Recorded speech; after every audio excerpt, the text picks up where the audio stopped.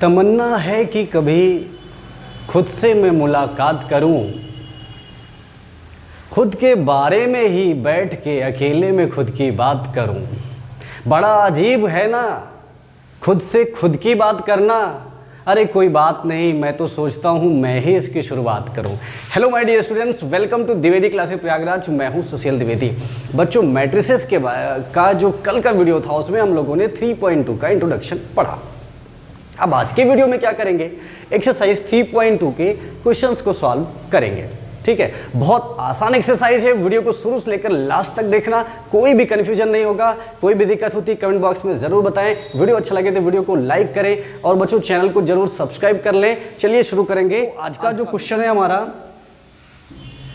If a is equal to 2 4 3 2, b is equal to 1 minus 2 3 5, c is equal to 2 minus 2 3 and 5 4, हमें find करना है a plus B, A minus B, 3a minus C, A B and B A. ठीक है, तो बच्चों बहुत आसान question है ये। तो बच्चों क्वेश्चन बहुत आसान है। हमने पिछले वीडियो में भी कैसे ऐड करना है मैट्रिसेस को, कैसे सब्ट्रैक्ट करना है, कैसे मल्टीप्लाई करना है, इन सब बारे में बात किया था। आज हम उन क्वेश्चंस को लेकर के समझेंगे वन बाय वन। ठीक है, तो चलिए सबसे पहले हम बात करेंगे फर्स्ट पार्ट की। फर्स्ट पार्ट में हमारा क्या है बच्चों, a प्लस बी, यानी कि दोनों मैट्रिक्स को क्या करना है, जोड़ना है। तो आप क्या करिए, a के प्लेस पे हमने ये रख दिया 2 3 4 2 एंड b के प्लेस पे क्या है 1 माइनस 2 3 5। ठीक है, इन्हीं दोनों को हमें जोड़ना है। अब जोड़ने में मैंने आपको बताया था कि जब भी आप दो मैट्रिक्स जोड़ते हैं तो उनके जो करस्पॉन्डिंग एलिमेंट्स होते हैं वो क्या होते हैं, जुड़ जाते हैं। अब आप ध्यान से देखो, यहाँ पे इस 2 के करस्पॉन्डिंग क्या है, यहाँ पे 1 है। करस्पॉन्डिंग या संगत अवयव हम कहते हैं। और करस्पॉन्डिंग का जो सीधा सा मतलब होता है कि पहले वाले मैट्रिक्स में कोई एलिमेंट है, उसकी जगह दूसरे वाले मैट्रिक्स में कौन सा एलिमेंट है जो होता है वही करस्पॉन्डिंग होता है। जैसे यहाँ पे देखो 2 के प्लेस पे यहाँ पे 1 है, सो इसको हमें प्लस करना है तो हमने 2 प्लस 1 लिख दिया। यहाँ 4 है और वहाँ क्या है 3 है, इसके करस्पॉन्डिंग सो 3 लिख दिया। यहाँ पे 3 है, यहाँ माइनस 2 है। मैंने आपको कल भी बताया था अगर पहले से माइनस लगा है तो ये माइनस हो जाएगा, अदरवाइज हम प्लस कर रहे हैं तो प्लस ही लिखते हैं यहाँ पे। और 2 के प्लेस पे यहाँ पे 5 है, सो 2 प्लस 5 है ना, बिल्कुल सिंपल। अब आप जरा देखिए 2 प्लस 1 कितना होता है 3 and 4 plus 3 how much 7, 3 minus 2 1 and 2 plus 5 7। ठीक है, हो गया भाई सम, कोई दिक्कत तो नहीं है, बिल्कुल सिंपल है। कल भी इस पर हमने बात किया था। तो चलिए सेकंड पार्ट इसका इसी बात पर देख लेते हैं। अब जो हमारा सेकंड पार्ट है वो क्या है, a माइनस बी, यानी कि इस बार हमें दोनों मैट्रिक्स को सब्ट्रैक्ट करना है आपस में। ठीक है, तो a है हमारा वही 2 3 4 2 माइनस, और b की जगह क्या है 1 3 माइनस 2 5।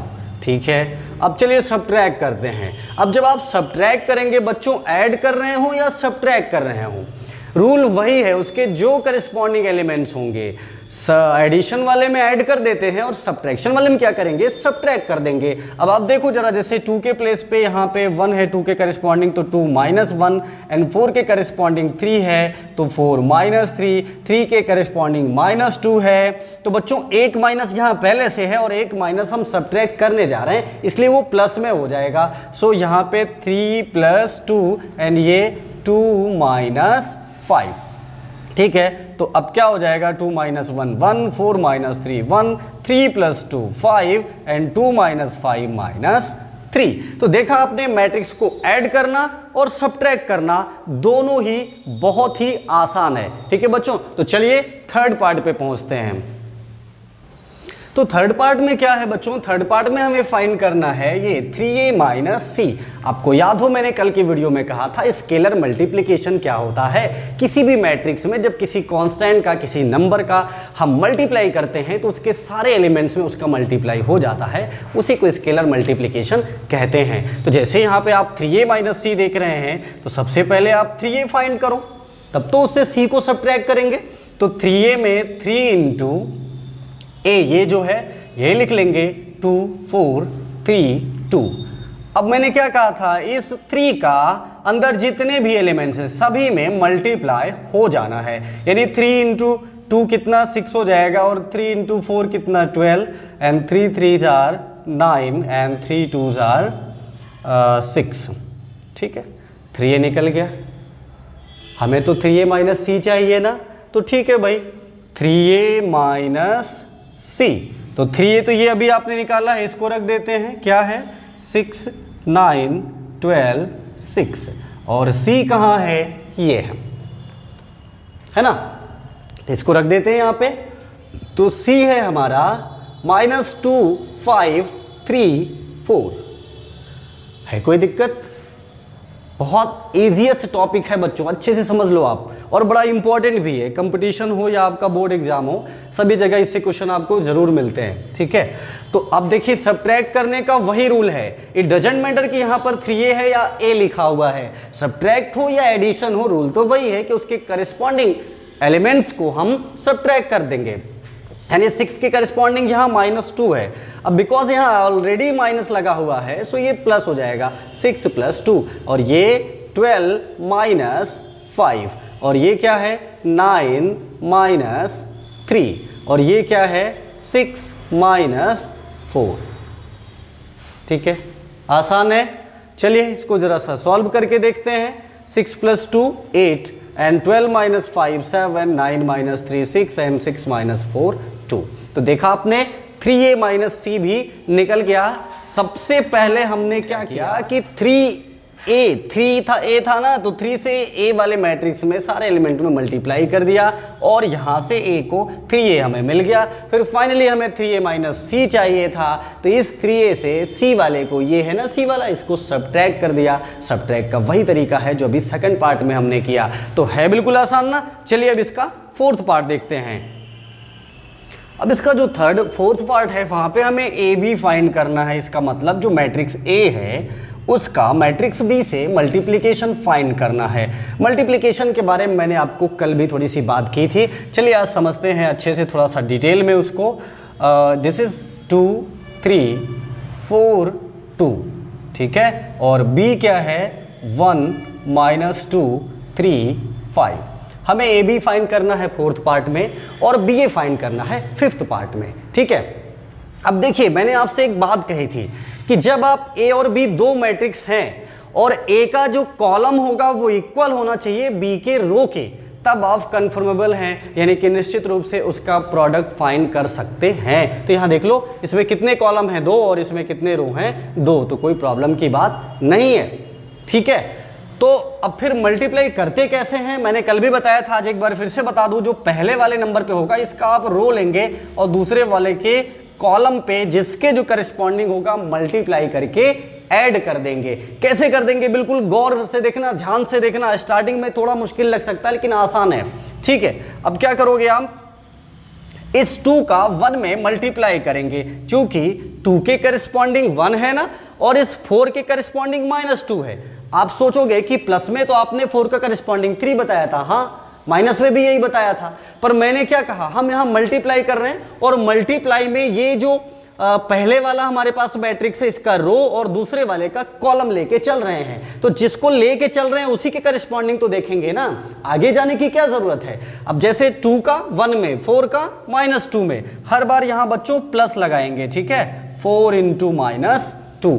अब यही काम इसके साथ करेंगे, दूसरे वाले कॉलम के साथ, यानी कि 2 × 3 + 4 × 5 हो गया। अब क्या करोगे, ये जो दूसरा रो है इसको लेके चलोगे इन दोनों कॉलम के रेफरेंस में, यानी कि 3 × 1 + 2 × -2। ठीक है, अब 3 × 3 + 2 × 5, ये ऐसे, इस 3 के करस्पॉन्डिंग 3 था, इस 2 के करस्पॉन्डिंग 5 था। तो देखा आपने कैसे मल्टीप्लाई करना है, बिल्कुल सिंपल है। जो पहला वाला मैट्रिक्स होगा उसका रो और बाद वाले का कॉलम हम लेके चलते हैं और मल्टीप्लाई करके बीच में प्लस साइन लगाते चलते हैं। वो अलग बात है, कुछ और साइन होगा तो साइन चेंज हो जाएगा। ठीक है, तो अभी देखो इसको यहाँ पे 2 1s आर 2 यार ये 4 2 जा 8, यहाँ प्लस माइनस माइनस हो जाएगा और यहाँ पे 2 3s are 6 and 4 5s are 20 and this is 3 minus 4 और ये 9 प्लस 10। अब तो ऐड ही करना है भाई, मल्टीप्लाई तो आपने कर ही लिया है ना। तो ये क्या हो जाएगा 2 माइनस 8 मतलब minus 6 and 6 plus 20 that is 26, 3 minus 4 minus 1 and 9 plus 10 19।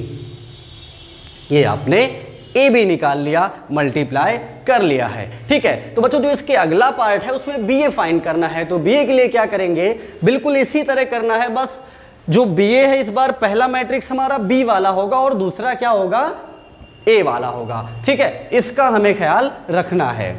तो चलिए बी ए फाइंड करके देखते हैं। बी ए, तो इस बार पहला मैट्रिक्स बी वाला लिखेंगे 1 माइनस 2 3 5 और ए ये है क्या था 2 3 4 2। अब एक बार फिर से समझ लीजिए मल्टीप्लिकेशन का जो रूल है, अगर जरा भी डाउट है तो एक बार फिर से क्लियर कर लें। फिर से वही ये रो लेके चलेंगे और ये कॉलम, क्योंकि कंडीशन तो यहां भी वही है, पहले वाले का जो कॉलम है दूसरे वाले के रो के इक्वल होना चाहिए, जो कि ऑलरेडी है, तो कोई परेशानी की बात नहीं है। ठीक है, फिर क्या करेंगे, चलिए अब मल्टीप्लाई करके देखते हैं। 1 के करस्पॉन्डिंग 2 है यानी 1 इंटू 2 प्लस 3 के करस्पॉन्डिंग 3 है यानी 3 इंटू 3। फिर इस वाले कॉलम के साथ बात करेंगे तो 1 इंटू 4 प्लस 3 इंटू 2। ठीक है, फिर माइनस 2 इंटू 2 प्लस 5 इंटू 3।